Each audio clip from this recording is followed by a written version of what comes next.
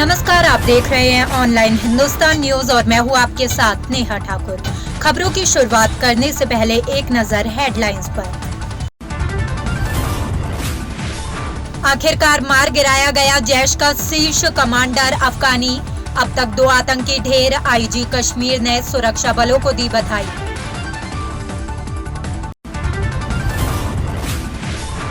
जम्मू कश्मीर के 1 लाख अस्थायी कर्मी स्थानीय निकाय और पंचायत राज में होंगे शिफ्ट।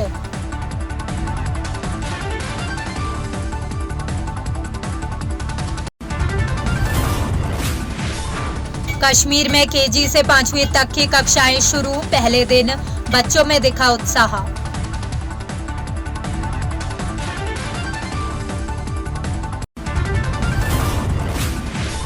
जम्मू में अगले माह बंद हो सकता है सरकार का दरबार। पेपरलेस होने की कवायद तेज।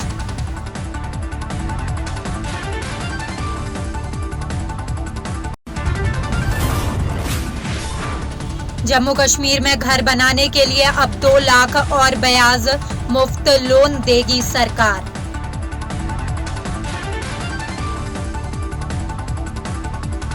अब खबरें विस्तार से।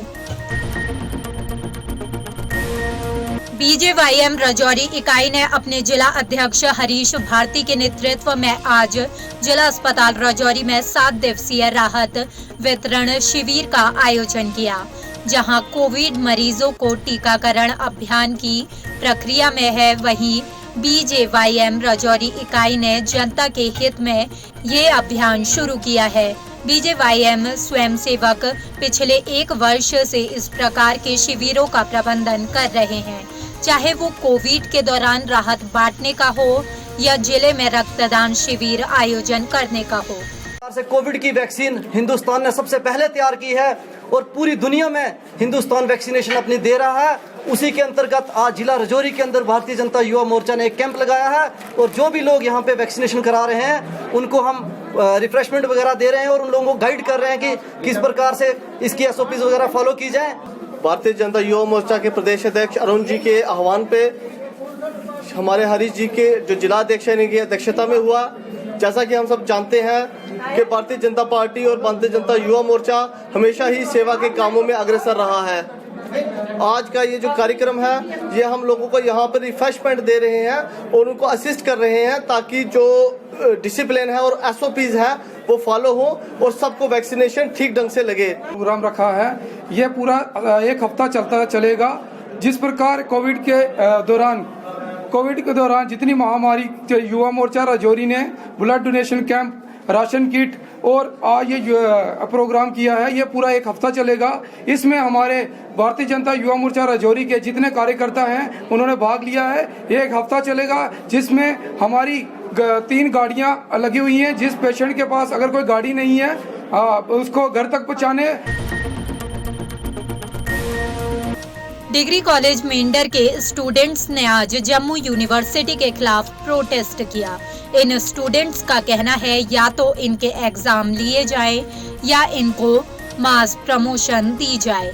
चांसलर होश में आओ, we want justice, we want justice. Jammu university sir, हमारा मेन प्रोटेस्ट करने का मकसद ये था कि हम जम्मू यूनिवर्सिटी के कंट्रोलर ऑफ एग्जामिनेशन को, वाइस चांसलर को और जितने भी एडमिनिस्ट्रेशन है उनको एक मैसेज देना चाहते हैं कि हमारे एग्ज़ाम लें जल्द से जल्द, क्योंकि आपको पता ही है कि ड्यू टू कोविड-19 1 साल बच्चे पूरा सफ़र हुए। तो और अब जितनी भी यूनिवर्सिटीज़ हैं, जितने भी कोई कॉलेजेस हैं, उन सब के इवन सेमेस्टर्स चल रहे हैं और हमारा भी 8 सेमेस्टर है और ना डेट शीट आई है सर और ना इसके अलावा कोई और उन्होंने टेंटेटिव डेट शीट दी है, कुछ भी नहीं है सर।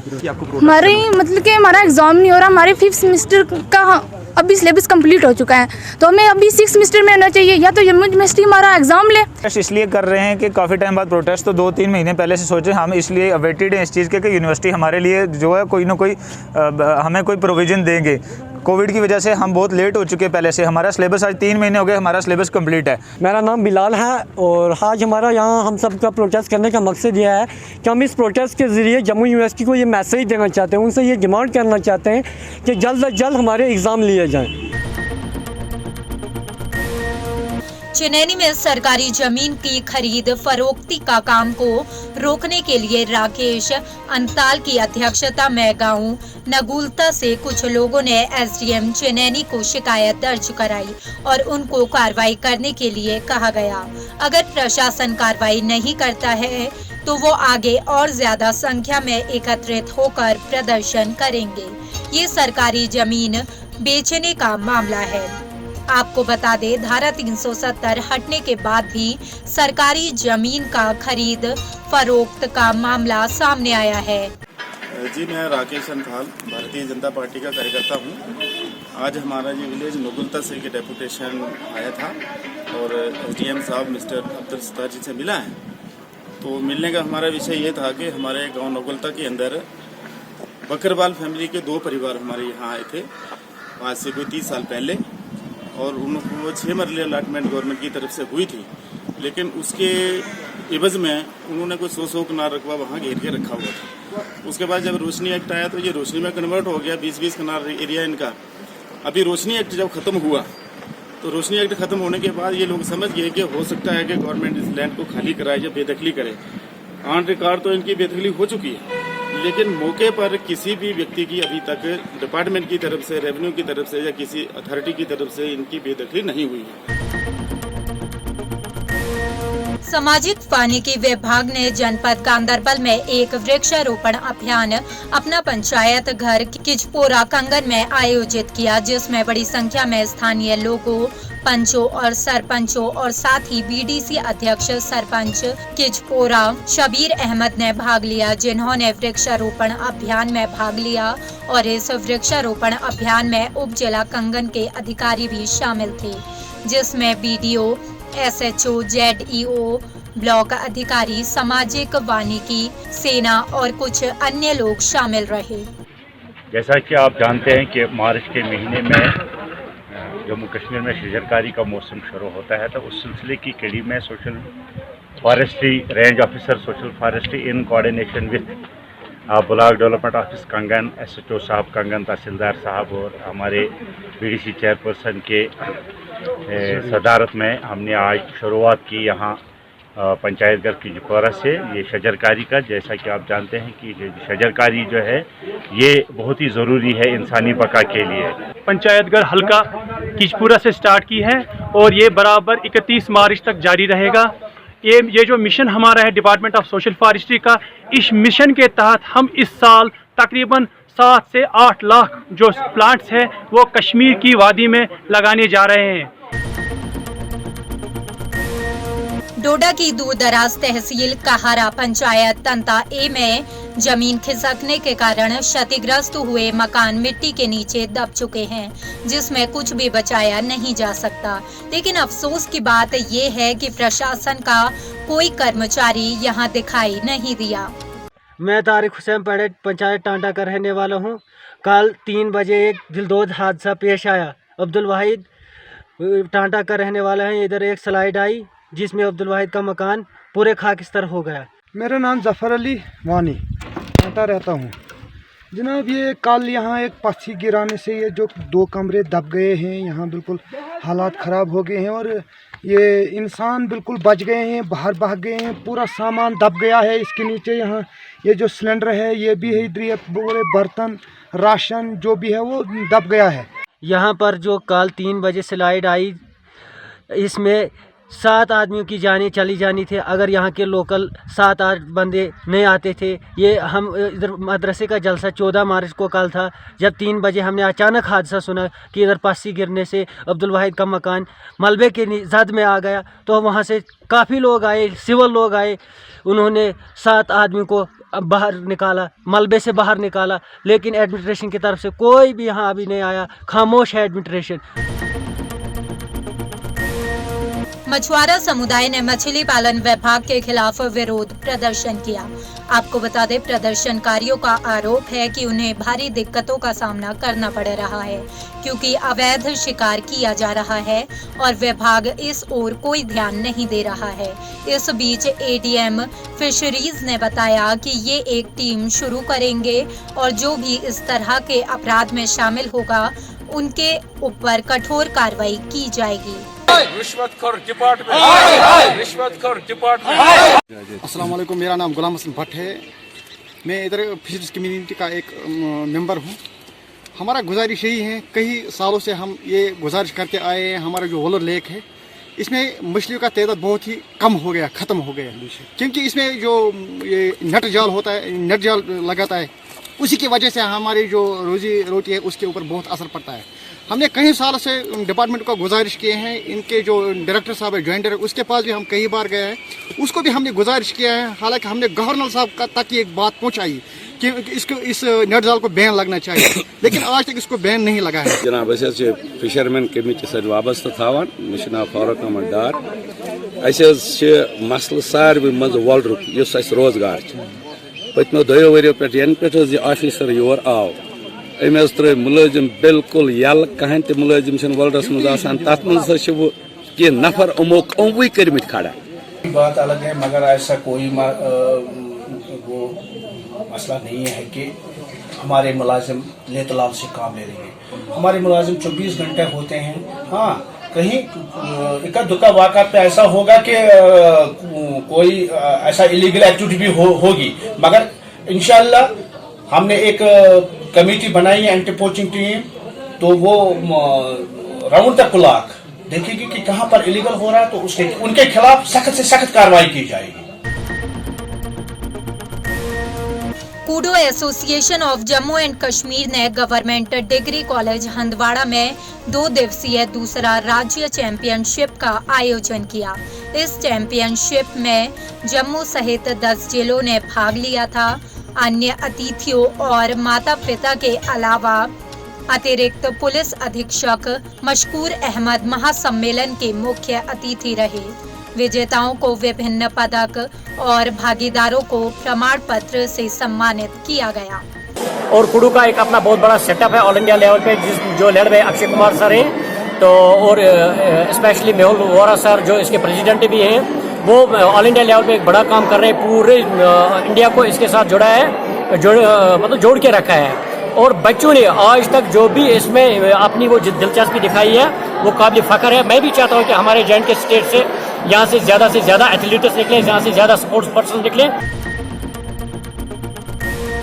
सुनील डिम्पल ने जीएमसी जम्मू और बीएसएनएल के खिलाफ जोरदार विरोध प्रदर्शन किया। आपको बता दें, जीएमसी जम्मू में सरकारी कर्मचारियों ने आग लगाने के कारण 5000 बीएसएनएल नेट और लैंडलाइन फोन कनेक्शन काटे गए।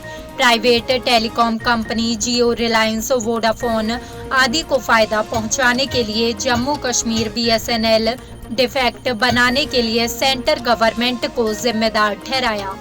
कि हम लोग कितने परेशानी में चले गए हैं। कम से कम 5000 जो बीएसएनएल के लैंडलाइन के और नेट के कनेक्शन है सारे बंद पड़े हुए हैं। और साथ में हम ये आपको बता दें कि ये कम से कम भी 1 महीने से पहले ये शुरू होने वाला नहीं है। हमारे यहाँ पे देखिए आप कितना बुरा हाल है, और लोगों के घरों के बच्चे पढ़ नहीं पा रहे, व्यापारी काम नहीं कर पा रहे, और नेट सारे ठप होके बैठ गया है।